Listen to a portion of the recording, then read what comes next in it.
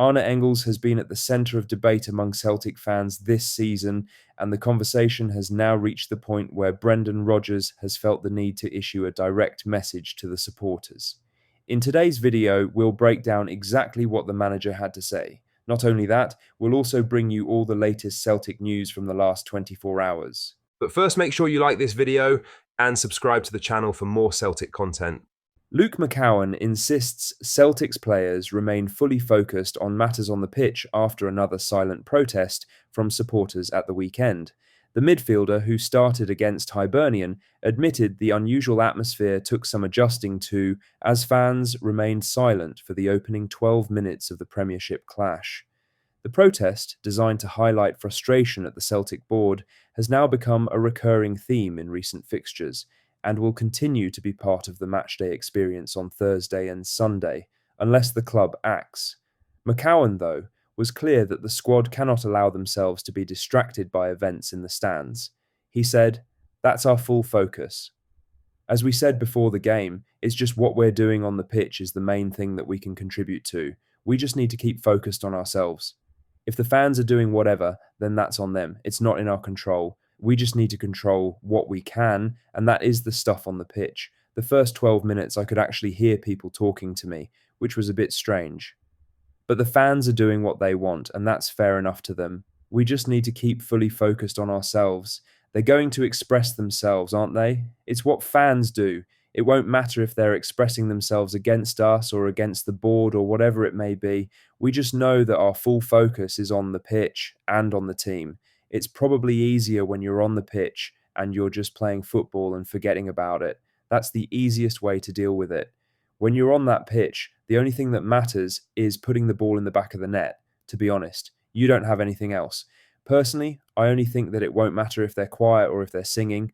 It's fully focused on that. Long may that continue to be the message for our team. Celtic dropped points for the second time this season in a goalless draw, with frustration growing off the pitch as much as on it. Celtic's form in front of goal has been poor, but that will come as a surprise to no one. Kyogo and Kuhn have gone unreplaced, and then, on deadline day, Adam Eder left with no replacement in the building.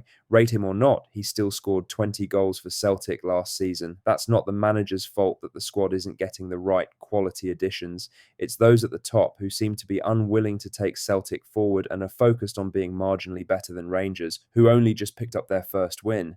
Now for the main story, as Reo Hatate's injury handed Arne Engels the chance Celtic fans have been waiting to see, a chance for the club's record signing to finally step up and stamp his authority on a game.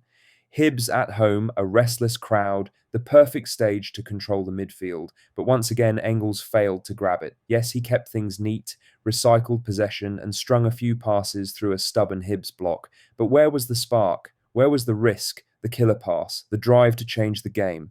Celtic didn't just need participation, they needed leadership, and for £11 million, the biggest fee in our history, supporters are entitled to expect far more. Rodgers has spoken about Engels before, and once again, after the match, he kept a calm, patient tone. He's reminded everyone that Celtic paid for the player's potential, stressing that Engels is only 22 and still developing. Rodgers pointed to his size, his engine, and his set-piece delivery, all of which have been positives at times over the past year. In his eyes, the flashes of quality prove there's a top player in there. It's just about consistency and confidence. But for the fans, patience is running thin. A record fee means you're judged differently, and tidy football without real impact won't silence the doubters. Celtic supporters don't want excuses, they want big game performances, and when Hatate isn't available, that responsibility doesn't just disappear, it shifts onto Engels. Braga in Europe is up next, then Hearts, breathing down our necks in the league. If Engels wants to quieten the growing noise around him, he needs to deliver one of those statement nights soon. Because right now, a year on from that record deal, his Celtic story still hasn't truly started. In other news, James McFadden believes Celtic's goalless draw with Hibernian should not spark panic, insisting the performance was a significant improvement on recent weeks. Rodgers' side dropped points for the second time in 6 league games, slipping to second place in the Premiership table, but McFadden saw positives despite the stalemate. As much as Celtic didn't score any goals, it was a much better performance, he said. Iheanacho should have scored. Could you put it down to the fact he's not played a lot of football? Potentially, the Scotland legend went on to talk about the difference Kelechi Iheanacho made after starting in the central striking role compared to Dyson Maeda, who has been deployed there in recent weeks. When you've got Maeda through the middle, he doesn't link the game as well as Iheanacho does, and he doesn't have the striker instinct, McFadden explained. When you look at Iheanacho, his hold-up play is good, and he brings others into play. His movement is good. He's always in the right position at the right time. Even when you get in there and miss your chances, it's important to keep going, and I think he does that. McFadden also praised Marcelo Saracchi, who impressed with his attacking contribution down the left-hand side, taking Tierney's spot in the lineup. The South American loanee has looked good since joining. There is no option to buy on his deal. Celtic may have lacked a finishing touch, but McFadden stressed that the signs of attacking rhythm and creativity are reasons for encouragement as the Celts prepare for a crucial Europa League test against Braga. Celtic play their first home game of the competition on Thursday, looking to kick on from their 1-1 draw away to Red Star Belgrade. The stadium is yet to sell out, with loads of tickets still on sale on the club's website. Lastly, Celtic supporters have been clear in what they think of the board.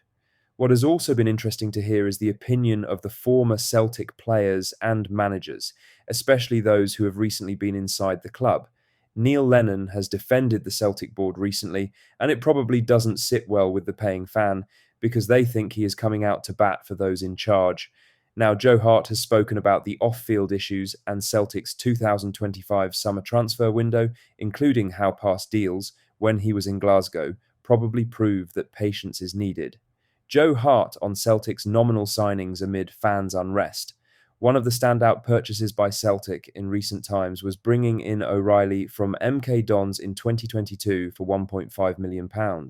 Hart told TNT Sports that nobody would have ever said that O'Reilly would reach the levels he has, but his transfer, as well as the likes of Liel Abada, Jota and Nicholas Kuhn, proves that those in the boardroom have a good eye for bringing in players. It's just a case of judging these players in the coming months, even though he totally gets the fan unrest.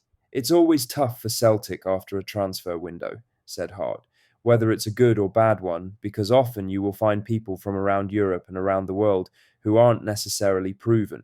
During my time, the likes of Liel Abada coming in, Jota, even Nicholas Kuhn, Matt O'Reilly, nobody would have ever said he was going to be the player he was going to be. For the actual quality, that's to be judged in the coming months. We know they have got a good eye for it when they sign players for these nominal fees, but I totally get the unrest. O'Reilly's record at Celtic O'Reilly joined when Ange Postecoglou was in charge, but it was under Brendan Rodgers that he went to the next level and produced one of the greatest seasons by an individual player in recent times. Celtic got £25 million from Brighton for his talents, and now O'Reilly is playing in the Champions League with Marseille, proving that he belongs on Europe's biggest stage, but his days in the famous green and white colours will never be forgotten. What do you think of what we discussed in today's video? Let us know down in the comments section below. Make sure you've liked this video and subscribe to the channel for more Celtic content. Thank you, take care, goodbye.